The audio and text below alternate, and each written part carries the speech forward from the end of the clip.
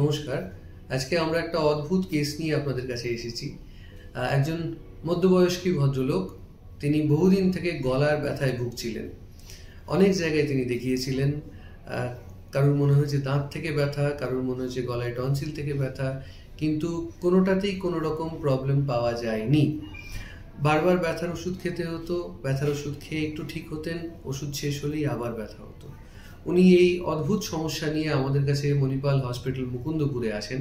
আমরা এখানে ওনাকে ক্লিনিক্যালি পরীক্ষা করি এবং তারপর আমরা ওনাকে যাবতীয় যা আমাদের পরীক্ষা নিরীক্ষা দরকার, রেডিওলজিক্যাল ইমেজিং, সেগুলো করি এবং সেখানে দেখা যায় একটা অদ্ভুত ব্যাপার, ওনার মাথার খুলির নিচ থেকে একটা হাড় অনেক লম্বা হয়ে এসে গলা অবধি খোঁচা দিচ্ছে, তার জন্যই ওনার এই ব্যথাটা হচ্ছিল। এর একটাই উপায় থাকে যে এটাকে, এই এক্সেস হাড়টাকে কেটে বাদ দেওয়া।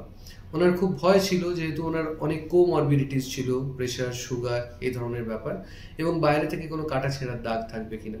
কিন্তু আমরা আমাদের হাসপাতালে উন্নত প্রযুক্তির মাধ্যমে বাইরে থেকে কোনো রকম দাগ ছাড়া মুখের ভেতর দিয়ে ঢুকে মাথার খুলির নিচ থেকে এই হাড়টিকে কেটে সম্পূর্ণভাবে বাদ দিই। অপারেশনের পরে একদিন উনি ছিলেন এবং দ্বিতীয় দিন ওনাকে ছুটি করে দেওয়া হয়। বর্তমানে উনি খুব ভালো আছেন। আমি আমাদের দর্শকদেরকে একটা কথাই বলতে চাইবো, চোয়ালের ব্যথা বা গলার ব্যথা সবসময় দাঁত থেকে হয় না এবং সবসময় টনসিল বা গলা ব্যথা থেকেও হয় না। আপনারা যদি কখনো এরকম হয়, নিশ্চিন্তে আমাদের কাছে আসতে পারেন। আমরা এখানে সর্বতোভাবে চেষ্টা করি পেশেন্টদেরকে সম্পূর্ণরূপে সুস্থ করে তোলার। ধন্যবাদ।